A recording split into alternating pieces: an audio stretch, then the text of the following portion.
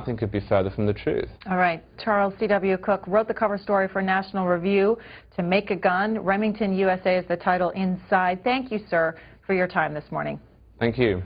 Thank you for having me. The House is in session this morning for morning hour business and then later for its legislative agenda. Live coverage now. John A. Boehner, Speaker of the House of Representatives.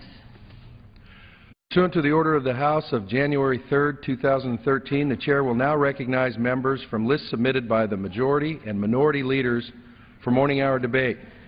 The Chair will alternate recognition between the parties, with each party limited to 1 hour, and each member other than the majority and minority leaders and the minority whip limited to 5 minutes each. But in no event shall debate continue beyond 11:50 a.m. The Chair recognizes the gentleman from Maryland, Mr. Hoyer, for 5 minutes. Without objection. Thank you very much, Mr. Speaker. Mr. Speaker, beginning this week, literally hundreds of thousands of civilian workers are being furloughed, and particularly at defense installation in Maryland's 5th District, across the strait, and around the country. That means, as of Monday, more than 650,000 hardworking, middle-class defense employees are being forced to take a 20% pay cut for the remainder of the fiscal year. Now, it isn't because they're not doing their job well. They are. It isn't because they don't have enough work. They do. And it isn't because we don't need their talents, their experience, and their dedication to service. We need them more now than ever. These employees are being furloughed because Congress has failed. Congress has failed to achieve deficit reduction in a balanced and responsible way. In fact, we've passed a budget through the House of Representatives. The United States Senate has passed a budget, but the House of Representatives, the Republican leadership, refuses to go to conference, refuses to follow regular order for which they called so frequently, refuses to try to bring a compromise agreement back to this floor. This Congress has failed to achieve deficit reduction in a balanced and responsible way. Instead, we now have the sequester, a senseless, stupid, irrational policy. It's a real shame, Mr. Speaker, that partisan politics is keeping some of our country's best and brightest from doing their jobs supporting our warfighters as they serve in Afghanistan and around the world. Last Tuesday, I met with some of the outstanding men and women who work in civilian defense jobs at Pax River Naval Air Station in my district. When you go to Pax River, you often see uniformed and civilian personnel sitting side by side, working to accomplish the same mission, serving with the same dedication, partners in making our government stronger, in making our defense stronger, each complementing the work of the other. Now, as a result of these furloughs, one of them will get a 20% pay cut. One of them will be told to go home. One of them will be told you can't even volunteer to come back and get the job done. And the other will get 1 day a week of having to carry out the mission alone. At that meeting, I heard from members of the Pax River community who are deeply concerned about the effects of these furloughs on our military readiness, our ongoing missions, on department morale, and on the local economy. Now, they were concerned about themselves, but they were mainly concerned about the job that was going to be left undone, finished late, undermining our security. One person scheduled to be furloughed this Friday told me, and I quote, "I have a strong work ethic, and I want to get the job done, whether it's late nights and weekends. And I'm worried someone will come to me on a Thursday, and I'll have to say, I can't get the job done until Monday, because we are telling that person, you can't come to work."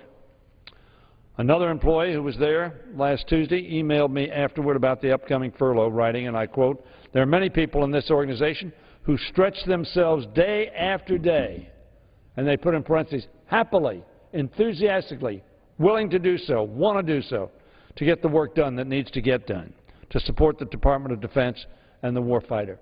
I will tell you, and so many members of the aisle on both sides of the aisle have met these folks, not these specific folks perhaps at PAX, but around this country who are dedicated, patriotic, hardworking, and want to make sure their country is strong and that we serve our people. This one constituent continues, and I quote, "I've already started to see some of these same people giving less of themselves because they feel our congressmen," that's meaning all of us, "and our country no longer puts value in what they do. We are undermining the morale of the American workers. We are undermining the ability of the American government to be as effective with respect to national defense as it needs to be." Mr. Speaker, this sequester is harming morale and may lead skilled employees to leave for the private sector just when we need them most. The effects of the sequester extend beyond the gates of our installations and affect entire communities with local businesses standing to lose as a result of belt-tightening by families experiencing furloughs. At the Naval Surface Warfare Center at Indian Head, also in Maryland's 5th District, 97% of civilian personnel will be furloughed. That's more than 1,870 people. Mr. Speaker, there's no reason why our civilian defense workers should be kept from doing their job just because Congress hasn't done its job. As long as the sequester remains in effect, and as long as Republicans refuse to compromise on a balanced approach to deficits that can end it, I'll keep coming to this floor and remind them exactly what is at stake. And I continue to call on Speaker Boehner to end the unnecessary delay in appointing budget conferees, which would be the significant step towards beginning negotiations in earnest that could lead to a big and balanced compromise on deficits. We need to bring deficits down. We need to get our country on a fiscally sustainable path. But we need to do so in a rational way, which does not undermine our national security, does not undermine the services being rendered to the people who are relying on them, and that does not send the message to our employees and those whom we need to recruit in the future that we're a good employer, we're a caring employer, we're an effective employer, and you ought to work for us. You ought to work for your country, for your fellow citizens. Mr. Speaker, we need to go to conference. We need to get rid of this sequester. We need to put America on a rational path to fiscal responsibility and effectiveness. And I yield back the balance of my time. The gentleman yields back. The chair recognizes the gentleman from North Carolina, Mr. Coble, for 5 minutes. I thank the Speaker. Mr. Speaker, Benghazi matters and the American people deserve answers. On the evening of September 11, 2012, terrorist factions successfully attacked America in Benghazi, Libya, and they torched our consulate and killed 4 Americans. Early in the morning the following day, they attacked our annex. Secretary Clinton's response to the American people was that these attacks were in response to a video posted on the Internet. The following Sunday, on September 16th, U.S. Ambassador to the United Nations Susan Rice repeated Secretary Clinton's assertion on 5 separate television talk shows. Mr. Speaker, today is July 10, 2013, and we now know that without question these attacks were strategically planned but had no relation to Secretary Clinton or Ambassador Rice's initial assertions. The investigation into our failure to protect those 4 Americans who were killed, our consulate, our annex, and the administration's abysmal explanation for informing the American public must continue. Mr. Speaker, Secretary Clinton days ago, appeared before a Senate hearing and was asked about certain facts surrounding the attack. She replied, "What difference does it make?" I suggest that Secretary Clinton may want to consult with the survivors of the 4 Americans who were slain and ask them, what difference does it make? I take umbrage with her response, and I think it was done in a rather uncaring and very impersonal way. Investigating this scandal, Mr. Speaker, is our duty and obligation as representatives of the American people and protectors of the public trust. To date, congressional hearings have raised far more questions than answers. We have to look no further than the testimony of Mr. Gregory Hicks before the House Committee on Oversight and Government Reform. Mr. Hicks is the former Deputy Chief of Mission in Libya, and his testimony, Mr. Speaker, is replete with contradictions from what Secretary Clinton, Ambassador Rice, and others have told the American public. The matter, Mr. Speaker, in my opinion, smacks of a cover-up, and we must continue to pursue to develop answers and explanation as to what happened so that we will ultimately know what really did occur on that fateful night and ensuing days. Mr. Speaker, as I said at the outset, Benghazi matters, and we must continue thoroughly to examine this until the truth ultimately suffers. It matters that the American public, American taxpayers here, there, and yonder deserve a final resolution to this episode. I suggest that we continue to keep our eye on the ball, and otherwise this is going to disappear into the wind, and that would be inexcusable. With that said, Mr. Speaker, I return the balance of my time. The gentleman yields back. The chair recognizes the gentleman from California, Mr. Schiff, for 5 minutes. Mr. Speaker, President Obama's call to action on climate change is another reminder of the large and growing threat posed by the warming of our atmosphere. Yet instead of taking a leading role to address the problem, Congress has been held hostage by those who would deny the science altogether. And every day that we delay, we are losing ground in the race to develop new sources of energy that can protect the planet and break the grip of our dependence on fossil fuels. This past year was one of the most extreme years for our nation's weather. It was the warmest year on record for the U.S., and droughts, wildfires, and floods were far more frequent and far more intense. In fact, 9 of the 10 hottest years since 1880 have been in the past decade. In 2012, 9.3 million acres of land across the country burned in wildfires, more than double the annual average and the second highest ever. Rainfall was far below the average, and it was one of the driest years in memory.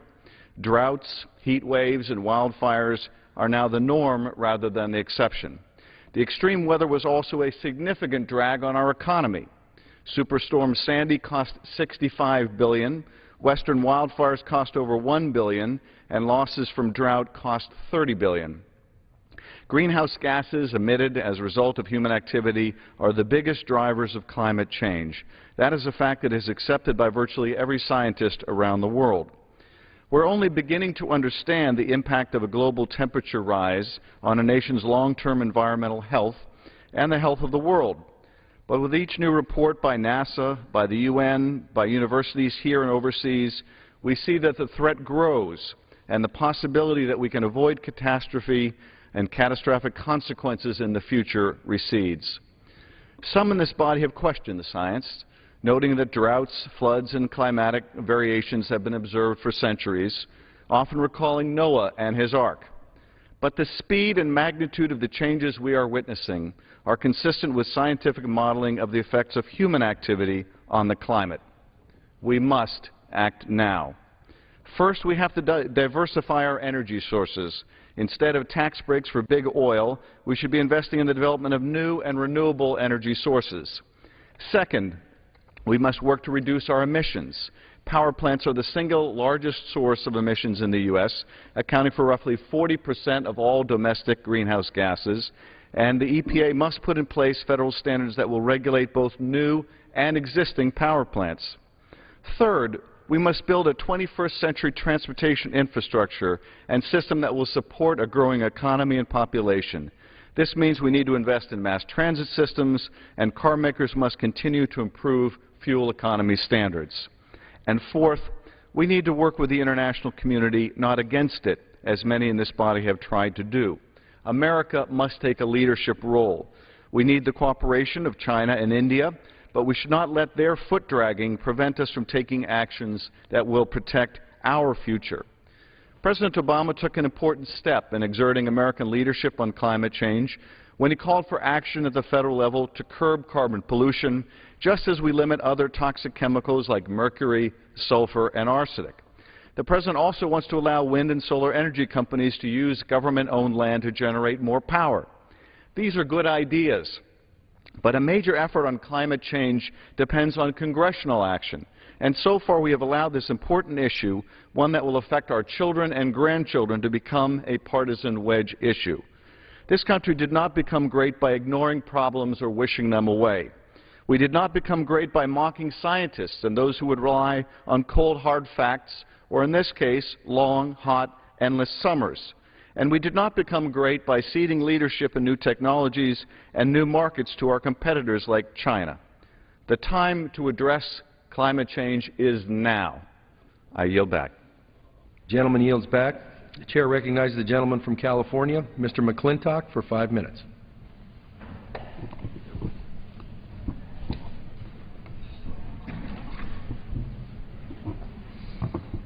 Thank you, Mr. Speaker. America is a nation of immigrants. We're all either immigrants ourselves or we're the sons and daughters of immigrants. America's motto is E pluribus unum, from many, one. From many nations, we've created one great nation, the American nation. There's only one way to accomplish this remarkable feat, and that's through the process of assimilation. Unlike other nations, our immigration laws were not written to keep people out. They were written to assure that those who come here demonstrate a sincere desire to become Americans, to acquire a common language, a common culture, and a common appreciation of American constitutional principles and American legal traditions. Illegal immigration undermines that process of legal immigration that makes our nation of immigrants possible. If we allow illegal immigration, then legal immigration becomes pointless. The process of assimilation that our immigration laws assure breaks down, and the bonds of allegiance that hold a country like ours together begin to dissolve. As a recent article by John Fonte of the National Review points out, earlier immigration bills included a provision calling for, quote, patriotic integration of prospective citizens into the American way of life by providing civics, history, and English with a special emphasis on attachment to the principles of the Constitution of the United States, the heroes of American history, and the meaning of the oath of allegiance. But the Director of Immigration Policy for La Raza objected to this language, writing that, quote, while it doesn't overtly mention assimilation, it's very strong on the patriotism and traditional American values language in a way which is potentially dangerous to our communities, end quote. Well, that language is pointedly missing from the Senate measure, suggesting a purpose fundamentally different from past immigration laws. It raises the question of why groups supporting this bill find the mention of assimilation objectionable and consider patriotism and traditional American values not only disagreeable, but in their word, dangerous. Now, to those who say that we need a path to citizenship, I must point out we already have such a path that is followed by millions of legal immigrants who have obeyed all of our laws, who have respected our nation's sovereignty, who've done everything our country's asked of them to do, including waiting patiently in line, and are now watching millions of illegal immigrants try and cut in line in front of them. The 1986 Immigration Reform Act promised a balanced approach that combined legalization of the 3 million illegal immigrants then in the country with promises of employer sanctions and tougher border security. As we all know, legalization occurred instantly, but the promises of enforcement were first ignored and later actively resisted by the presidents who followed. The current administration, for all its rhetoric, has unlawfully suspended enforcement of our existing immigration laws and actively obstructed states from assisting in their enforcement. If this administration will not enforce our existing law, why should anyone believe its promises to enforce even stricter laws in the future? Now, a common tactic of those on the left is to blur the distinction between legal and illegal immigration and to paint those in opposition to amnesty as anti-immigrant. This is simply dishonest. Legal immigration is the very essence of our country. It sets us apart from every other nation in the world. The fact that citizenship is open to all who evince a sincere desire to understand, adopt, and revere those uniquely American principles enshrined in our Declaration of Independence and animated by our American Constitution. They do so by the thousands, every day, by obeying our immigration laws, renouncing foreign loyalties, and embracing American principles. By doing so, as Lincoln said, they become the blood of the blood and the flesh of the men who wrote that Declaration. Illegal immigration destroys all of that, and any measure that encourages more of it by granting special privileges to those who defy our immigration laws is a direct affront to every legal immigrant who has become an American, and it is a direct challenge to the process of immigration that built our nation. To those illegal immigrants who seek citizenship out of a sincere desire to become Americans, I ask only that they respect our laws, and I invite them to begin the process of legal immigration that's already available to them and that's been followed by the millions who've come before them. I yield back. The gentleman's time has expired. The chair recognizes the gentleman from Massachusetts, Mr. McGovern, for 5 minutes. Without objection.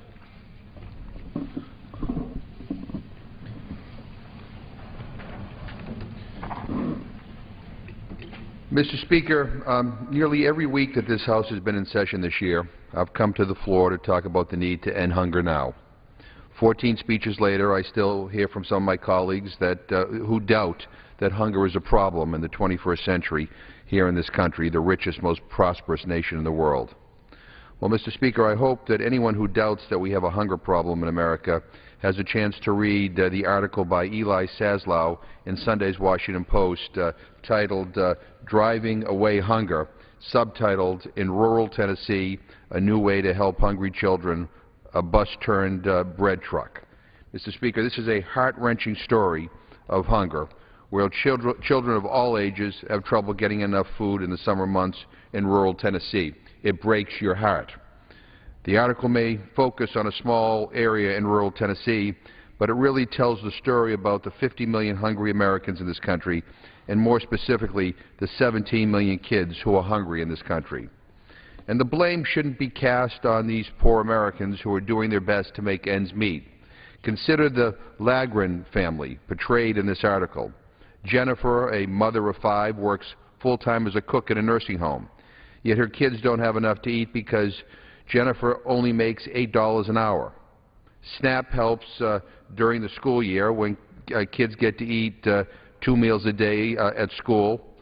Combined, these 5 kids, ranging from 14 years old to 9 months old, ate a total of 40 free meals and snacks at school every week.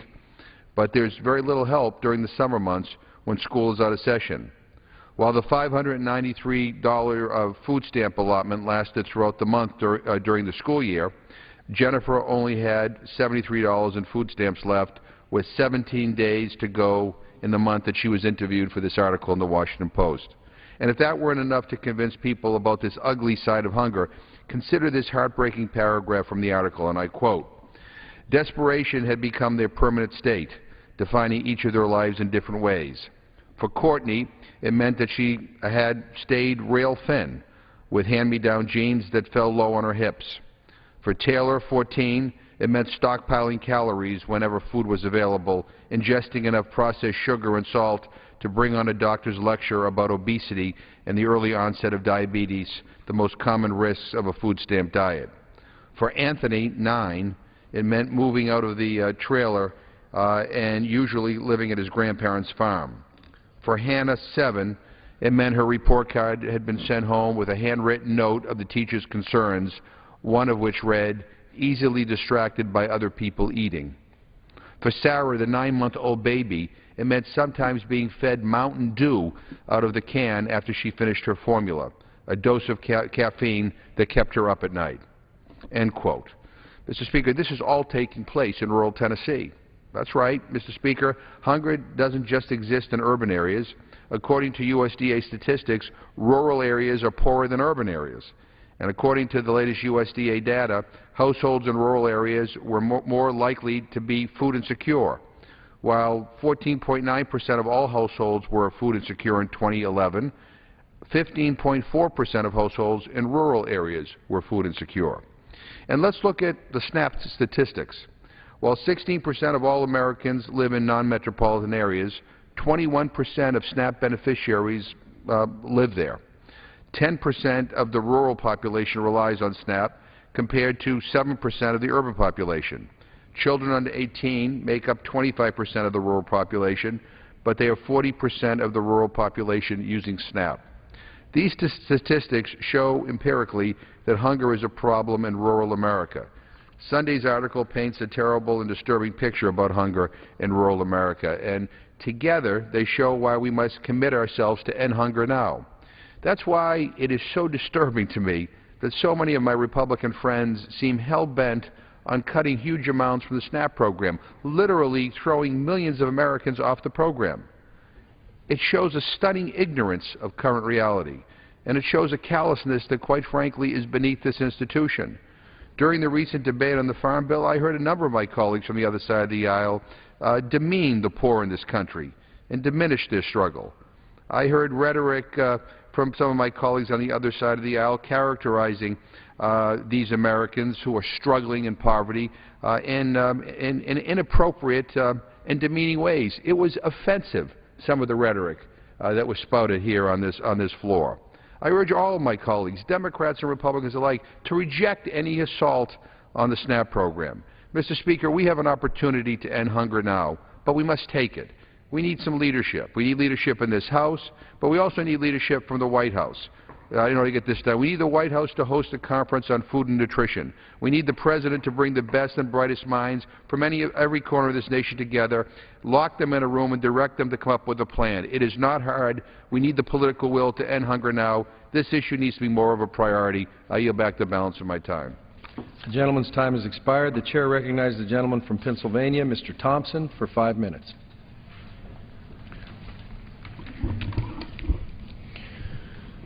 Thank you, Mr. Speaker.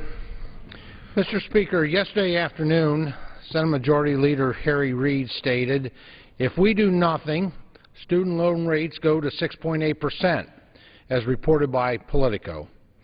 In case the leader forgot, interest rates doubled to 6.8% last week. The House acted to prevent it. The Senate did not. Today, the Washington Post editorial board writes, and I quote, the Senate is set to consider on Wednesday the Keep Student Loans Affordable Act and what could be the Chamber's only reaction to the recent doubling of a low student loan interest rate. Lawmakers should reject this pathetic non-solution. End of quote.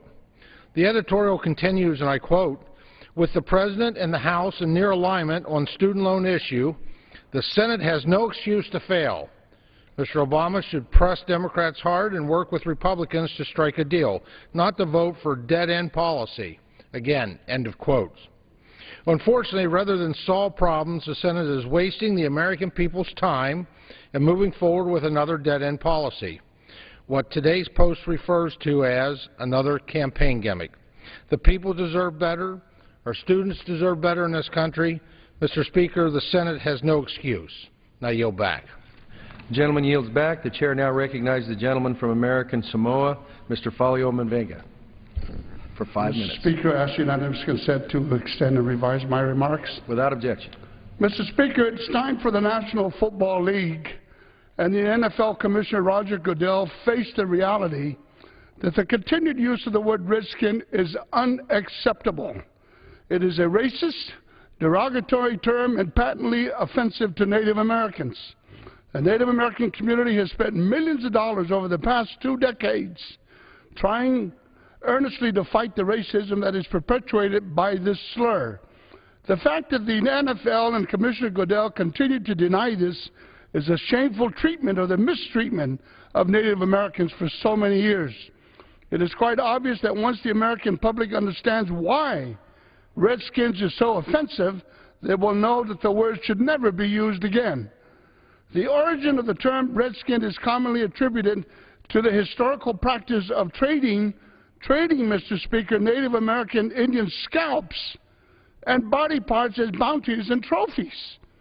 For example, in 1749, the British bounty on the Micmac nation of what is now Maine and Nova Scotia was a straightforward 10 guineas for every Indian Micmac taken or killed, to be paid upon producing such savage taken or his scalp. Just as devastating was the Phipps Proclamation issued in 1755 by Spencer Phipps, Lieutenant Governor and Commander-in-Chief of the Massachusetts Bay Province, who called for the wholesale extermination of the Penobscot Indian Nation. By vote of the General Court of the province, settlers were paid out of the public treasury for killing and scalping Penobscot people. The bounty for a male Penobscot Indian above the age of 12 years was 50 pounds, and his scalp was worth 40 pounds. The bounty for a female, Mr. Speaker, Penobscot Indian of any age, and for the males under the age of 12 was 25 pounds, while their scalps were worth 20 pounds. These scalps, Mr. Speaker, were called redskins. The question is quite simple. Suppose that redskin scalp was bought for payment was the scalp of your mother, the scalp of your wife, the scalp of your daughter, the scalp of your father, the scalp of your husband or your son. The fact is, Mr. Speaker, Native Americans are human beings, not animals. The current chairman and chief of the Penobscot Indian Nation, Chief Kirk Francis, recently declared in a joint statement that redskins is not just a racial slur or a derogatory term, but a painful reminder of one of the most gruesome acts of ethnic cleansing ever committed against the Penobscot Indian Nation. The hunting and killing of Penobscot Indians, as stated by Francis, is the most despicable and disgraceful act of genocide. Recently, I and 9 members of Congress explained the violent history and disparaging nature of the term Redskins in a letter to Mr. Dan Snyder, owner of the Washington football franchise. Similar letters were also sent to Mr. Frederick Smith, President and CEO of FedEx, a key sponsor of the franchise, and to Mr. Roger Goodell, Commissioner of the National Football League. As of today, Mr. Snyder has not yet responded.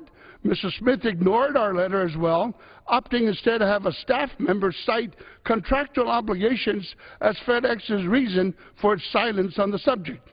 Mr. Speaker, Mr. Goodell, however, is in a dismissive manner declared that the team's name is a unifying force that stands for strength, courage, pride, and respect. Give me a break, Mr. Speaker. In other words, the National Football League is telling everyone, Native Americans included, that they cannot be offended because the NFL means no offense. It is absolute absurdity, and I yield back. Gentleman's time has expired. The chair recognizes the gentlewoman from California, Ms. Spear, for 5 minutes. Thank you, Mr. Speaker. Today I'd like to highlight 2 very important topics: real justice and military justice. As a recent case of sexual abuse illustrates, they are far from one and the same. Last fall, Lieutenant Colonel James Wilkerson was convicted of sexual assault by a military jury. The assault took place in Wilkerson's own home as his wife and child slept upstairs. The all-male jury, 4 colonels and 1 lieutenant colonel, was unanimous in their ruling: guilty. Wilkerson was sentenced to 1 year in prison, less than honorable discharge, and a loss of benefits. 3 months later, General Craig Franklin, a 3-star general who had originally called for the court-martial, overturned the punishment. General Franklin has no legal training. Wilkerson was free and clear and reinstated in active duty. Now, that's quite a reversal, you'd say. There must have been some ironclad, watertight, slam-dunk evidence for a general to negate a jury of 5 officers, right? Some silver bullet testimony? Sorry, no. In this case, the reasoning for the general's stunning intervention was, quote, character, unquote. The general simply felt that Wilkerson was a doting father and husband, you know, a family man. Okay, you say, maybe the general considered solid evidence that calls the entire night into question. Sorry? Nope. Turns out General Franklin relied on evidence that was ruled inadmissible in court. Evidence like letters of support from Wilkerson's wingmen who had his back. On the other hand, he ignored the results of a polygraph test that Wilkerson had failed.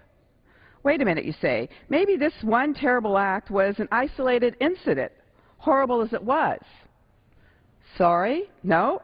Earlier this month, the Air Force acknowledged that Wilkerson had previously fathered a child through an extramarital affair. Adultery is a crime in the military, but only inside a 5-year statute of limitation. This crime from 8 years ago is no longer punishable, and it was kept quiet by the Air Force. Why? Because they say the Privacy Act prevented the disclosure of those actions without Wilkerson's permission. Can you believe that? Those are the facts of the case. Currently, Wilkerson is slated to receive full military benefits, including a pension and health care, for life. And this is what military justice currently looks like. If the Uniform Code of Military Justice allows for such negligence and obstruction, then the code is more than just outdated and ineffective. It is broken. It is a damaging effort, and the military is damaged itself. It's also obvious to any legal expert that General Franklin was out of his depth and overmatched in the situation. Is he a lawyer? No, he's not a lawyer, but you keep these proceedings in the chain of command and you get bias. You get a travesty, you get no justice at all. Today I'm demanding real justice. The Air Force needs to redeem itself. I call on the Air Force to convene an involuntary discharge board. For Wilkerson's gross misconduct, the Secretary of the Air Force should also do a grade determination and assess whether Wilkerson should be demoted to his rank at the time of his first offense.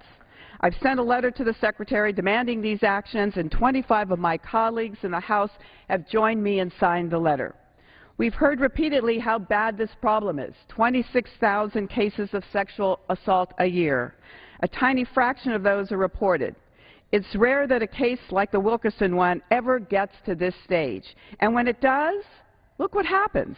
Zero tolerance evaporates and becomes zero accountability.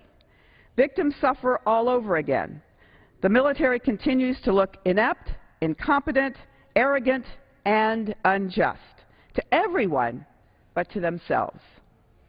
In the meantime, we are left to describe this ongoing problem in any number of ways: a plague, a cancer, or simply a national embarrassment. Should we even consider this type of justice? This sham of military justice worthy of our country and our values? I say no. And I believe the American people would say a resounding no as well. I yield back. The gentlewoman yields back. Pursuant to Clause 12A of Rule 1, the Chair declares the House in recess until noon today. So as you heard, the House will return for legislative work at noon Eastern today. They'll continue debating amendments to energy and water project spending for next budget year.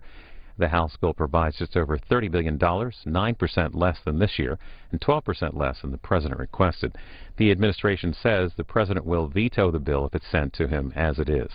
Live coverage when members return, again here at noon Eastern, here on C-SPAN. Former New York City Mayor Rudy Giuliani is testifying this morning for the House Homeland Security